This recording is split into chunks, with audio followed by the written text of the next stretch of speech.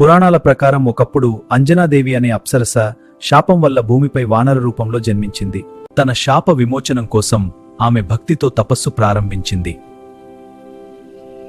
ఆమె భక్తికి సంతోషించిన శివుడు ప్రత్యక్షమై తన అంశంతో ఒక మహాబలవంతుడైన కుమారుడు జన్మిస్తాడని వరమిచ్చాడు.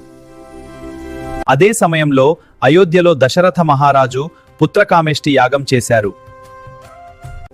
ఆ యాగం వల్ల పవిత్రమైన పాయసం లభించింది. ఆ పవిత్ర పాయసంలోని యొక్క భాగాన్ని వాయుదేవుడు అంజనాదేవికి అందించాడు. ధన్యవాదాలు వాయుదేవ.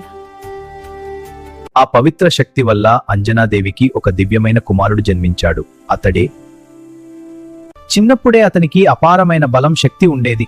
ఒక్కసారి సూర్యుడిని పండనుకొని ఆకాశంలోకి ఎగిరిపోయాడు.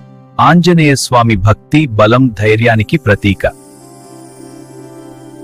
ఆంజనేయ స్వామిని భక్తాన ఆయన శ్రీరాముడుకు అత్యంత భక్తుడిగా ప్రసిద్ధి పొందాడు.